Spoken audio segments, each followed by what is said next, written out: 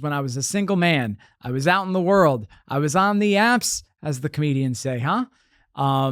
And more than one woman wrote something like, "Why are you so obsessed with Abraham Lincoln?" And I didn't even notice that Abraham Lincoln was that like predominant in my profile. And then I started looking through it, and it's like a picture of me doing my comedy, which involves a projection, and a picture of Abraham Lincoln behind me, right? Hilarious history. That's my one-man show, and I have a lot of pictures of Lincoln, one of which was on my dating profile. Another one was I went to Springfield, and so I took a picture outside of Springfield, Illinois. Obviously, his house is there, so the bit is that I'm knocking on the door.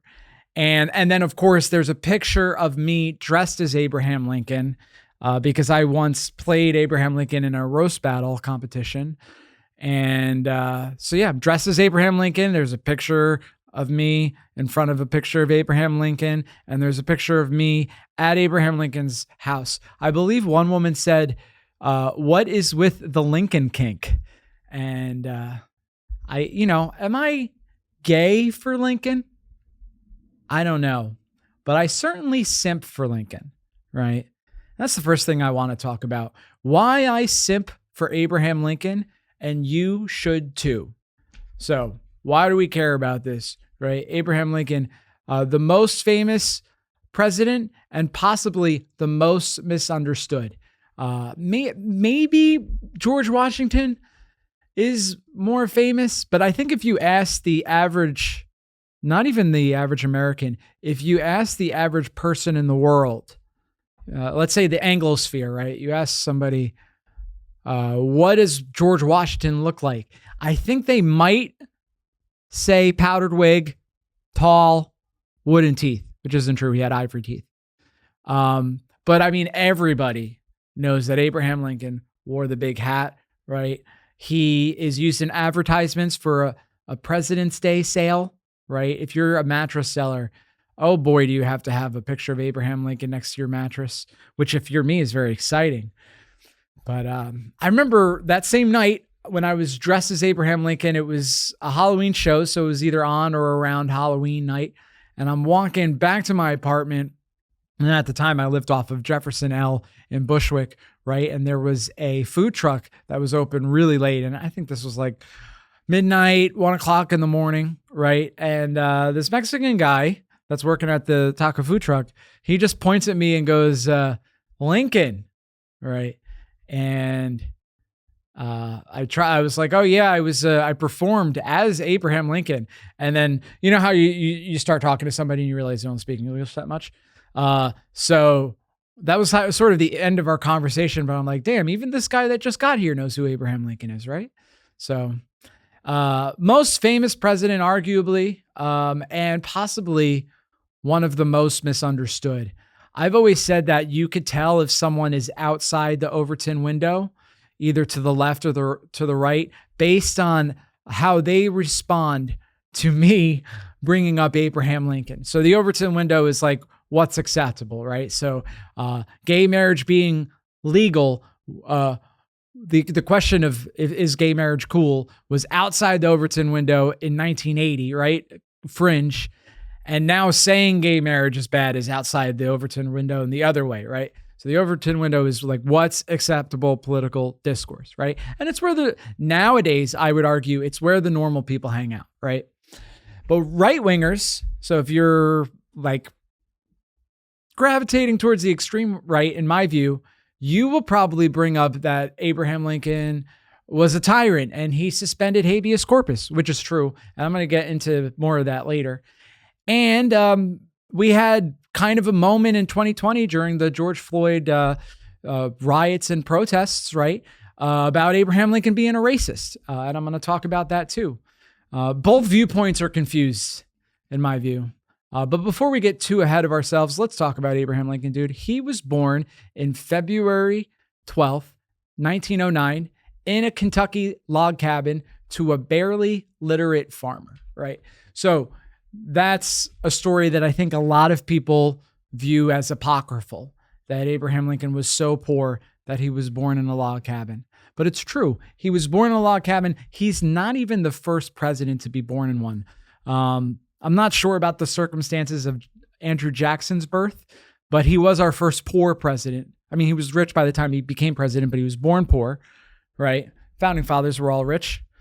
But Abraham Lincoln was born in extreme poverty, right? He had a dad that was kind of a douche, not because he was an illiterate farmer, although that will become important later, but he just wasn't a great guy. He died when Lincoln was an adult, and the fascinating thing about Lincoln is he never wrote privately. He's one of the very few presidents from that time period that didn't write a journal, so we don't always know his private thoughts, right? But he didn't go to his father's funeral, and I think that speaks for itself. They had an acrimonious relationship. He loved his mom, but unfortunately his mom died when he was 9 years old. Lincoln is not a stranger to adversity, so he grew up in poverty. His mom dies. His dad basically leaves him and his sister to fend for themselves in rural Kentucky while he goes to find another wife. Now, fellas, we all do crazy things for pussy, right? But that's a little too far, right? To leave both of your kids behind. But he comes back with his new wife, Abraham Lincoln's stepmother, who's close to for the rest of his life. But yeah, Lincoln's early life, not great. As a young adult, his sister passed away as well. And when he was growing up, his dad was very strict, a disciplinarian. Lincoln's dad hated that Lincoln was obsessed with reading, which seems strange. Most parents want their kids to read and get a good education. But, Lincoln's dad, being a product of his time, felt that was frivolous to learn how to read. Lincoln's dad could sign his name and read the, important legal documents that he had to sign as a farmer. But outside of that, he saw Abraham Lincoln slacking off from his farming duties to read poetry as being, just nonsense, something that a real man didn't do. But Lincoln loved to read, and he was mostly self-taught. He, for the most part, didn't go to school. He would have a tutor. By the way, at some point in his childhood, he moved from Kentucky to Indiana. So he's always been a Midwestern boy. In his adulthood, he lived in Illinois, of course. But when he was living in Kentucky / Indiana, basically traveling tutors would come along and teach people the basics, of how to read and do simple addition and all that stuff. So that's where Lincoln got his foundation, but he was just so much smarter than everybody around him and so much more of an abstract thinker. And he would go to the library and read a new book every chance that he got. Despite not being particularly religious, and we'll get to that later, he read the Bible cover to cover multiple times. So I really admire him for having an adverse childhood, adverse experiences, and powering through. Another reason I like him is something he and I have in common, which is that he laughed at his own jokes. I love laughing at my own jokes, dude. He was a silly boy. He was known for being a goofball. I think two things people would say about Lincoln when he was a young man was that he was very smart and that he was very weird. But in a funny, eccentric way, right? And he would laugh at his own jokes, and he was really humble, which I admire in a person. And not all presidents are humble. Thinking of one in particular, also a Republican. The party was different back then. That's outside the scope of this video. But one time, this is an example of Lincoln's humbleness. He was in a debate. And if you think that politics have always been civil, this will alleviate you of that opinion. His opponent insulted Lincoln's looks, right? Because he was an objectively unattractive man. I know, pot kettle and all of that. But someone accused him at another time of being two-faced, right? I don't remember if it was the same opponent or the same debate. But someone accused Lincoln of being, quote, two-faced, and he replied, "If I had two faces, why would this be the one I'd show you?" That's it's like 1840 something. So I don't know if it would go viral on TikTok. Another reason I like Lincoln is that he was a centrist, right? And I know enlightened centrist or political moderate is like a meme, especially in certain spaces of the internet, but it's something I value because a centrist basically is someone who's within the Overton window. And we talked about the Overton window earlier. Now, sometimes the Overton window is wrong, right? I mean, being an abolitionist in the early to mid 19th century was outside the Overton window, but we now know it was the correct position. But he did what he could to keep the country together while staying true to his principles. The reason why he was such a controversial presidential candidate is because he was against slavery spreading to the territories, right? And that's where that famous quote comes during his first inaugural address. He says, "I have no purpose directly or indirectly to interfere with the institution of slavery in the states where it already exists." But he knew that if he disallowed it from spreading further, that eventually, as more states were added and they get more congressmen, that eventually would die out a natural death, which was why when he won the presidential election of 1860, 7 states immediately seceded and 4 more after that. And he did suspend habeas corpus. Habeas corpus, of course, is the idea that if you're imprisoned, there's a reason. They give you a reason. They tell you why you're in jail, what you're awaiting trial for. So why did Abraham Lincoln suspend habeas corpus? Well, he didn't do it whole cloth. I think that's a common misconception. What he actually did concerned the state of Maryland. So this is where things get a little confusing, and I'm going to do my gosh darn best to explain it. So the Civil War is generally thought of the free states versus the slave states, right? And mostly that's true, with 4 exceptions. There were 4 slave states that remained loyal to the Union, and they were Missouri, Kentucky, Delaware, and Maryland. Delaware is really small. There was really no question that they would follow the Confederacy. But the rest of the states, it was really a concern, especially Maryland. And it would have been a problem if Maryland fell to the Confederacy because Maryland's right by D.C., right? So if you lose Maryland, you lose the war. The South successfully secedes. Try saying that 3 times fast. And then you have slavery in the so-called Confederacy for at least another generation. So Lincoln decided that the situation was so dire in Maryland that he was going to jail people temporarily who he thought were disloyal to the Union. And what does disloyal to the Union mean? If he had reason to believe that they were giving aid and comfort to the insurrectionists, which is what he called the Confederates, then he would temporarily jail them. And that's what he did. For a limited amount of time, no one was jailed for the entirety of the war. So that's my answer to our friends on the right that are worried about Lincoln not believing in free speech and habeas corpus. Now, our friends on the left that charge Lincoln with racism, it's complicated. From our moral standing, right, by today's standards, Lincoln was a white supremacist, right? I'm not, if you're curious. But you have to take that in context. I mean, he grew up in a time where roughly half of Americans viewed slavery as not necessarily,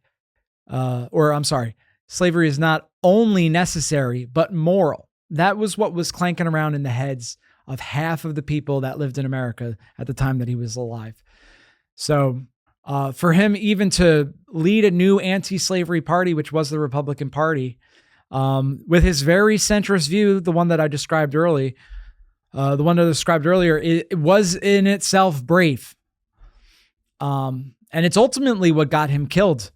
John Wilkes Booth, the guy that shot Lincoln, originally wanted to kidnap Lincoln in exchange for Confederate prisoners. Of course, once Lee surrendered, he decided that probably wasn't going to happen.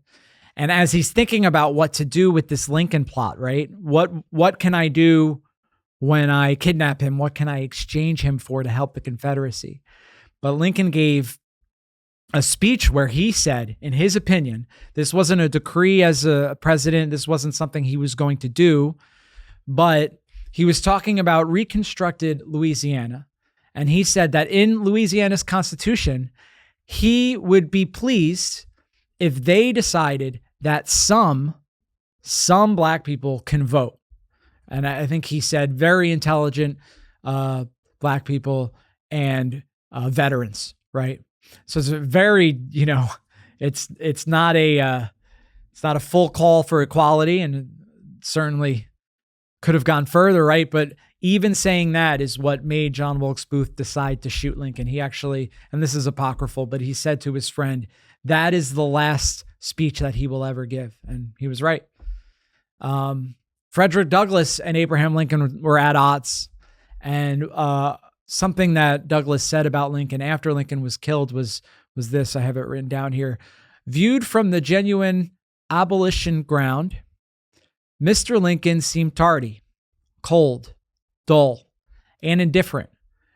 But measuring him by the sentiment of his country, a sentiment he was bound as a statesman to consult, he was swift, zealous, radical, and determined. And determined, I think, is the most important word in that quote, because, and I'm paraphrasing something Lincoln said about himself, it takes me a long time to decide to do something, but once I do it, I never go back. And Lincoln never went back on anything he said. That includes the Emancipation Proclamation, a video for which is coming up, by the way. So those are just some of the reasons. I think the biggest reason I like Lincoln, aside from him being a pragmatist, aside from him standing up for what he believed in to the point where it got him killed. I mean, next to Martin Luther King, he's the first person people think of when they think of an American martyr, right? Maybe Patrick Henry, but I think Patrick Henry might be too obscure.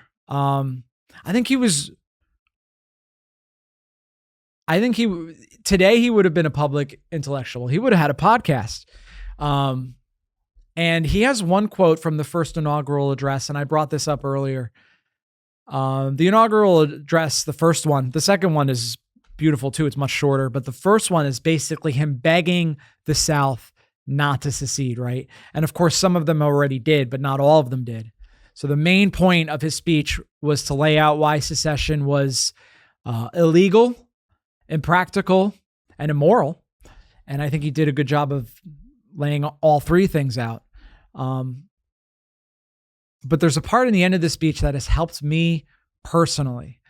Because I've gone through stuff. I quit drinking almost 10 years ago, and my life is definitely not as hard as Lincoln's was, but it has been hard. So this is what he says, and it's in the context of him talking to the Southerners. He says, and I have it written down here, think calmly and well upon this whole subject. Nothing valuable can be lost by taking time. If there be an object to hurry any of you in hot haste to a step which you would never take deliberately, that object will be frustrated by taking time. But no good object can be frustrated by it. Now, I don't think cognitive behavioral therapy existed yet, but that's just brilliant. Just relax, take a moment to think about what you're going to do or say. And if it's something that's smart to do or say, then you should do that. But if it's not, then you could stop yourself from doing something stupid. And this is actually something I figured out about Lincoln, and I don't think anyone taught him how to do this. When he was upset with someone, he would write them a letter, and then he would wait a full 24 hours to send it. And more often than not, he did not send that letter. So that's why I simp for Lincoln. Simping for Lincoln, is it based or is it cringe? Let me know in the comments below. And thanks for watching. Now, Lincoln is arguably one of our least religious presidents. He wasn't an atheist. He talked about providence a lot. I don't think he believed in a God that could hear and answer prayers. He might have been closer to the deist orientation that a lot of the founding fathers were.